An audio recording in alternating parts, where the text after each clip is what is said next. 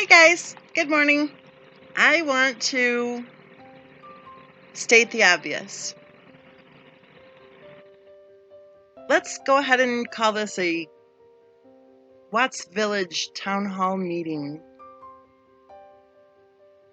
Because the first point I'd like to make is that we, in this discussion group on the case of Christopher Watts, are not on Watts Island. And we're not on the Watts planet either. We're in the little village of Watts, where we actually pick up our litter,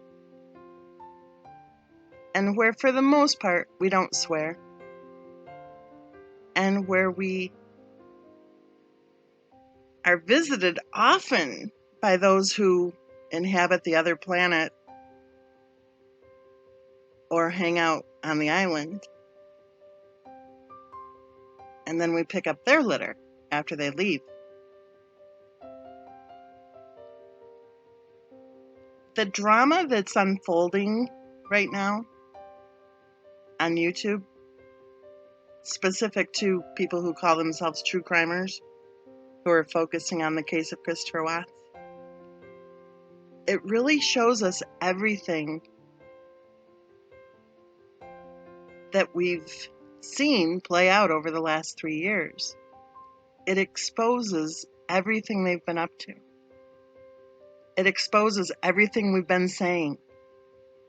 There are actually very few people behind the attacks against so many of us who have been harassed and threatened by the scumbag attackers. There are very few of them tied together in their little network of bad girls, with a couple of boys thrown in too.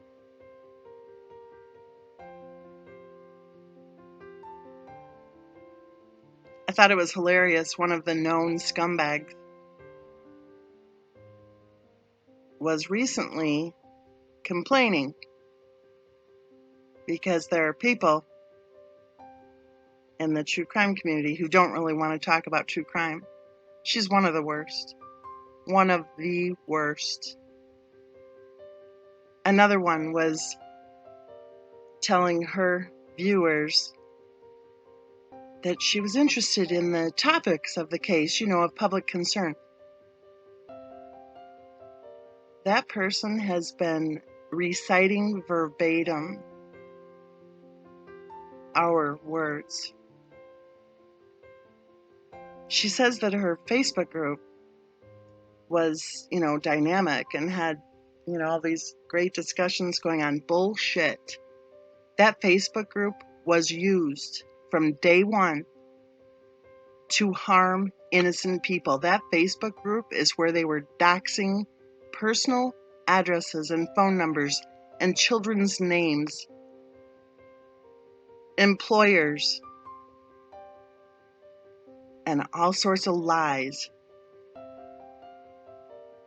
in order to promote hatred, harassment, and death threats against those of us they've been targeting for nearly 3 years straight. Recently we have one of the known scumbag attackers claiming that another one of the known scumbag attackers stole her work. Well, the funny thing about that is, number one, they're not working, except they are trying to pull in some cash. Don't get me wrong. And anything they have collected, any information they have collected, has been because they have listened to our videos. They have watched Set the Record Straight's videos. They have paid attention to thought-provoking videos to that channel. There are 3 channels, I just named them, who actually discuss the case of Christopher Watts. 3. And it's an easy test for you to see whether or not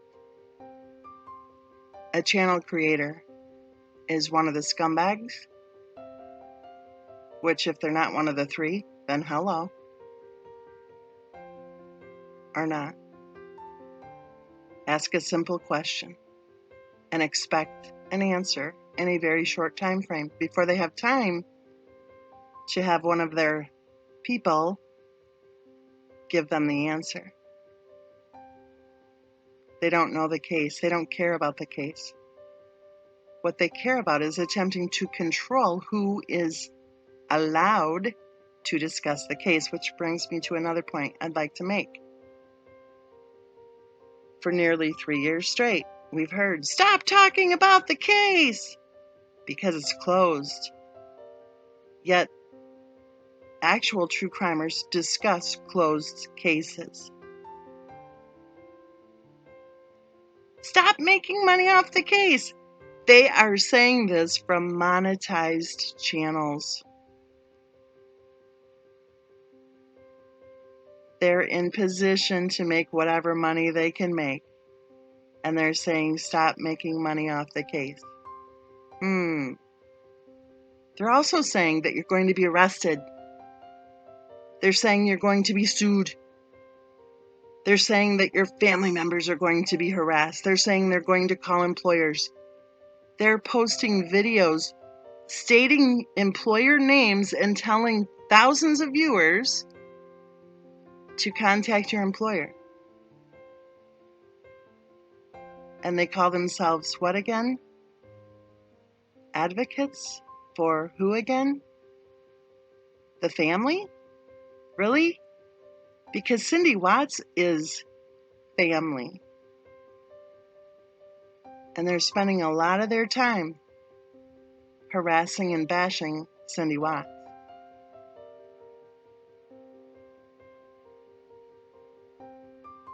Look at their language patterns.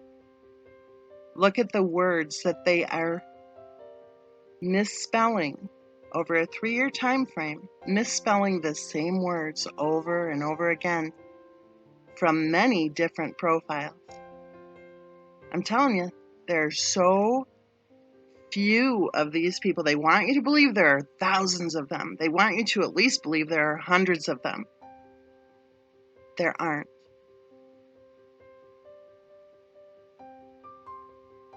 There are fewer than 100 scumbag attackers who spend 24/7 on YouTube trying to harm decent, innocent people.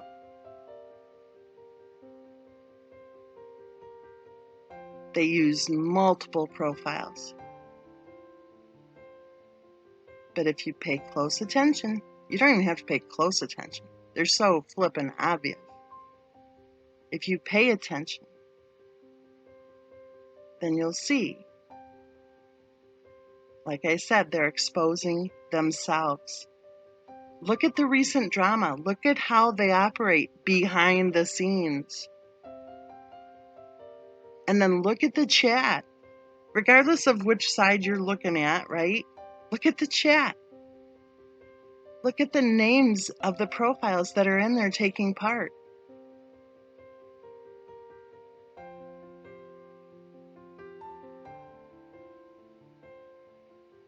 And you know, the number one question really that I have,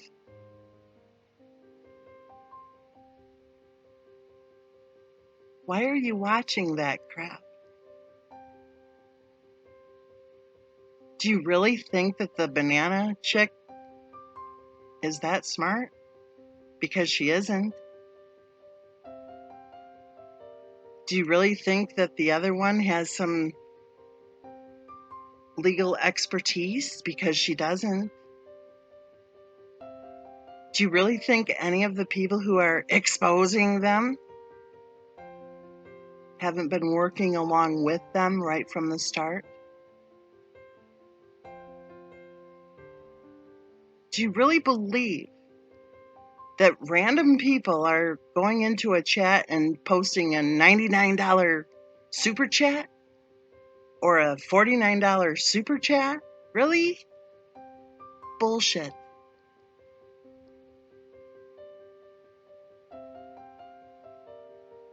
They have latched onto the case of Christopher Watts in such a way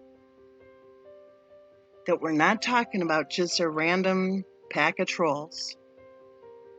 We're talking about criminals taking part in criminal acts, criminal behavior, a pattern of criminal behavior to harm innocent people. They actively try to push people who they're attacking to commit suicide. They are harassing family members and friends and employers and those of us who they're attacking in the middle of the night with robocalls at 1 a.m. Look for the common denominators. You know, I've joked about their stupid chairs and their stupid little stages, right? Look at their backdrops. Look at their stupid microphones.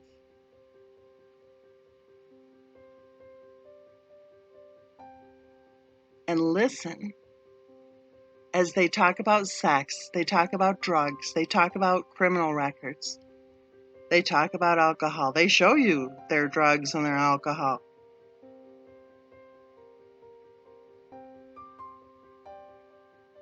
And listen as they lie.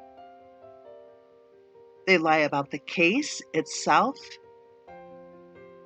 They lie about those of us they have targeted from the start to harass and to threaten, evidently to get out of their way, because evidently they think they have money to make off of the case of Christopher Watts. They lie about themselves. And they lie about each other. And again, I'll ask the question, why are you listening to them?